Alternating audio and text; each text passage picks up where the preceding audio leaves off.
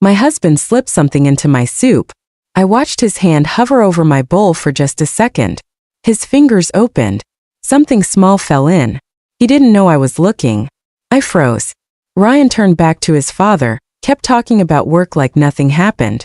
My heart pounded so loud I thought everyone could hear it. I stared at my bowl. Chicken noodle soup. His mother made it every Sunday. I couldn't see anything. Whatever dropped in there was already gone. Dissolved.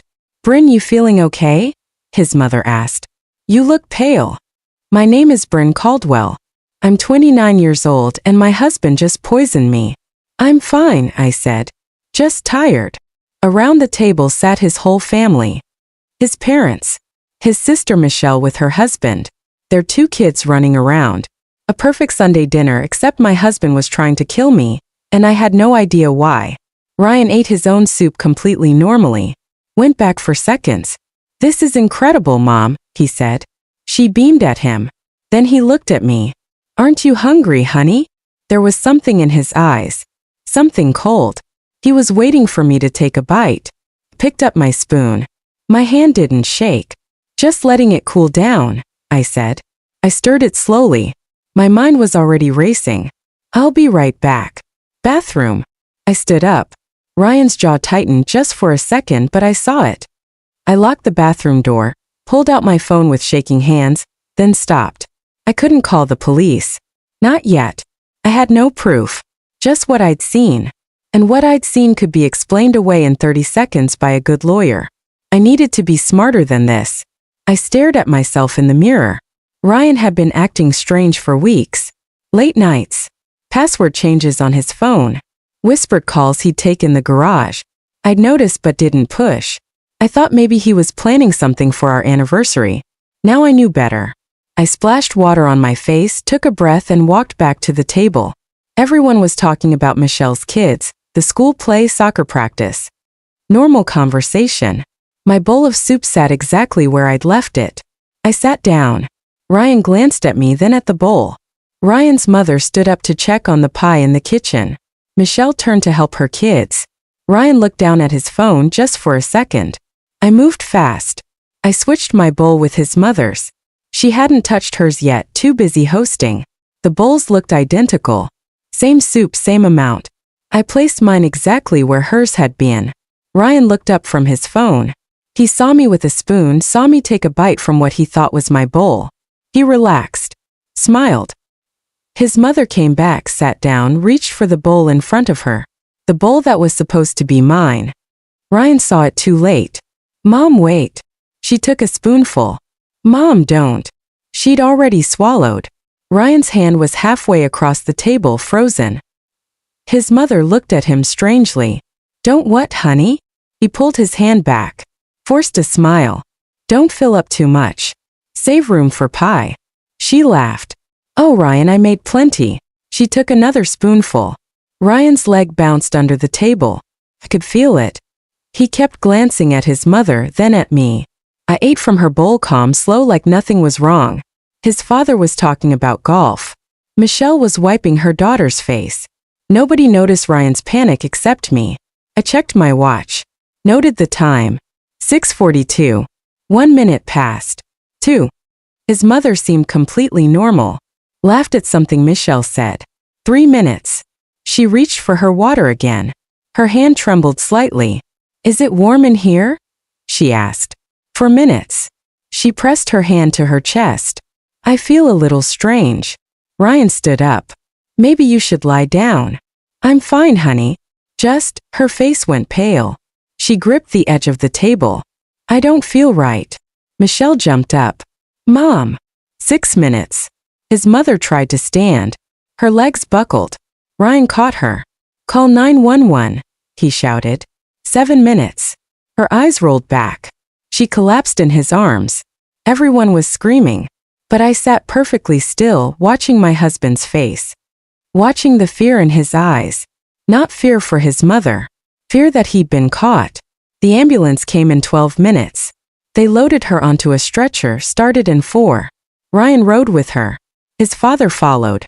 Michelle stayed behind with her kids, crying. I don't understand. She was fine an hour ago. I put my arm around her. She'll be okay. But I was already thinking about what came next. Michelle, why don't you take the kids upstairs? Get them ready for bed. Your mom would want them taken care of. I'll clean up here. She nodded and went. The moment she was gone, I moved. Plastic bags from the kitchen. Gloves from under the sink. I carefully poured the remaining soup from Ryan's mother's bowl into a sealed container. Bagged the bowl, bagged the spoon. Then did the same with my original bowl. Evidence. Hidden in my purse. Then I called someone I hadn't spoken to in 2 years. My brother Jason. Brin. I need your help. Now, don't ask questions yet.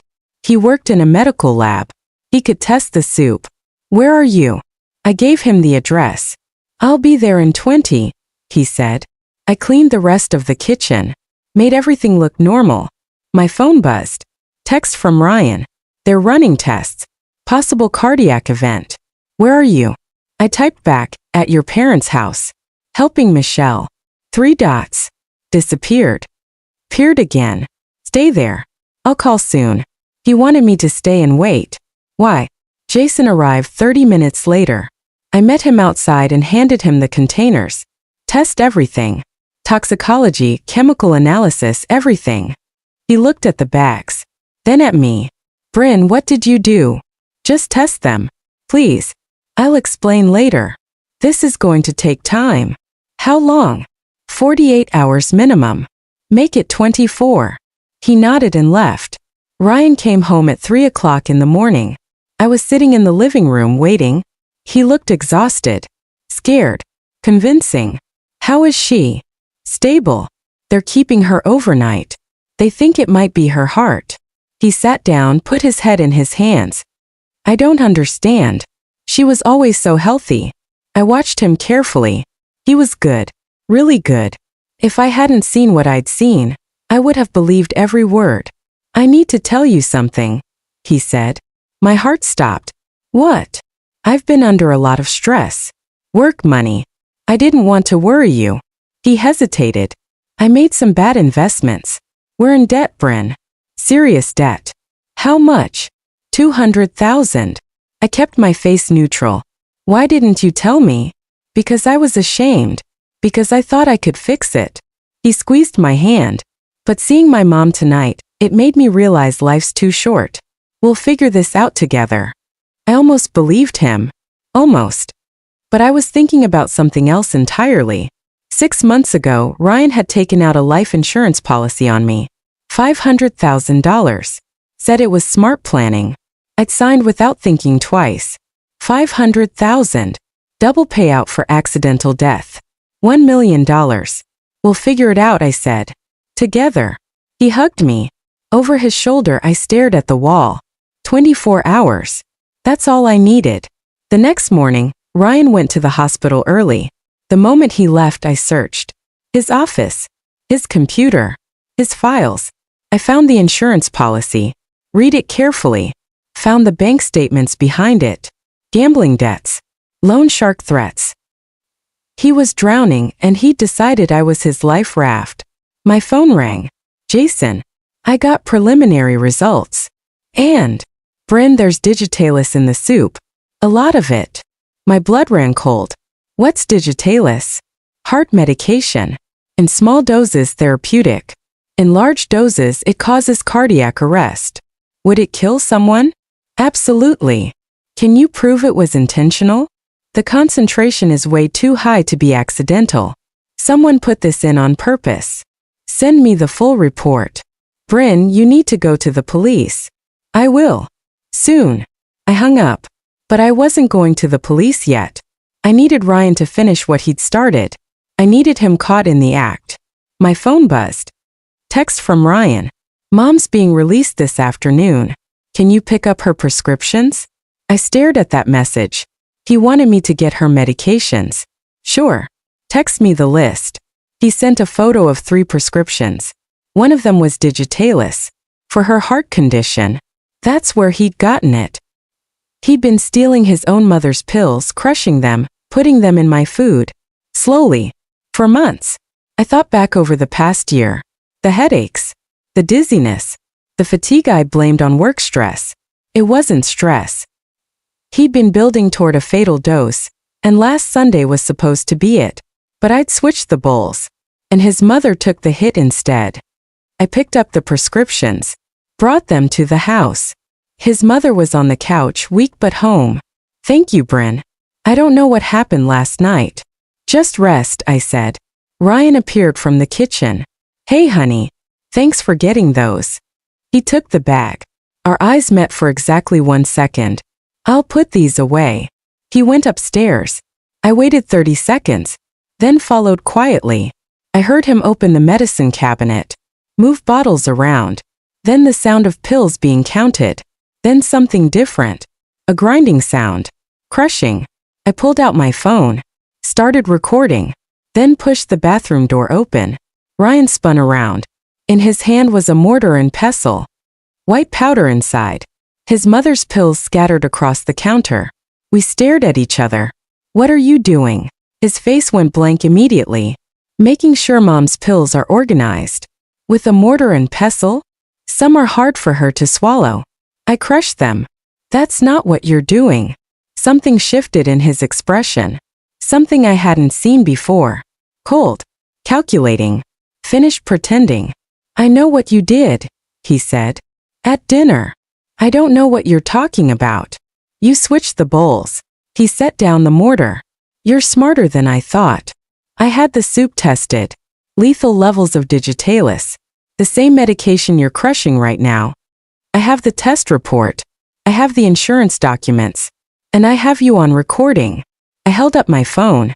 His eyes moved to it, then back to me. The recording is just audio. Could be anyone. Could be faked. And the soup? You removed it from a scene. Tampered with evidence. Any lawyer would tear that apart. He was right. And he knew it. And he knew that I knew it. He took a step toward me. But your mother's hospital records will show digitalis poisoning. And when they test her medication bottles, they'll find your fingerprints. His face hardened. Then I guess I need to fix this before that happens. He moved fast. Grabbed my wrist, twisted. My phone hit the floor. He shoved me into the wall. You should have just eaten the soup, Brin. His hands went to my throat. We could have done this the easy way. Black spots. My vision closing in. Then a voice from the doorway. Ryan, what are you doing? His mother. His hands went slack. I gasped. She stood in the doorway staring at the crushed pills, at my phone on the floor, at her son's hand still raised. Her face was white. I heard everything, she whispered. You tried to kill her. You tried to kill your own wife. Mom, please. You poisoned me instead. Her voice broke. It was an accident, I didn't mean. Get out of my house. Ryan's father appeared behind her. He'd heard everything too. What have you done? Ryan looked at all of us. Cornered. Then he ran. Past his parents down the stairs out the front door. His father was already calling 911. I picked up my phone from the floor. Still recording. The police arrived in 8 minutes. I handed them everything. The recording. The soup samples. Jason's test results. The insurance documents. The bank statements. They found Ryan 3 hours later trying to cross state lines. 2 counts of attempted murder. The trial took 5 months. His lawyer called me paranoid. Said I'd set him up. Said I'd poisoned his mother to frame him. But the evidence was overwhelming. The digitalis in the soup matched his mother's prescription exactly. His fingerprints were on the mortar and pestle. The audio caught everything. And when they pulled my own medical records from the past 6 months, they found traces of digitalis in my system too. He'd been slowly poisoning me for months, building toward that final dose. The jury took 2 hours. Guilty on all counts. 25 years to life. I sat in the courtroom and watched them take him away. He looked at me once. No remorse. Just anger that I'd been smarter than him. His mother found me after the sentencing. I'm sorry, she said. I should have seen it. You couldn't have known. She hugged me. Thank you for saving my life. You saved mine, I said. If you hadn't walked in when you did. I didn't finish. Didn't need to. A year later, I'm in a new city. New job. New life. I don't date. Don't trust easily. I probably never will again. But I'm alive. And sometimes late at night I think about that dinner table. About the moment I saw his hand move over my bowl. About the moment I decided to stay quiet instead of screaming. To be smarter instead of louder. Some people say I should have called the police immediately. Maybe they're right. But I needed proof first. And getting proof is what kept me alive. Not luck. Not chance. Just one decision.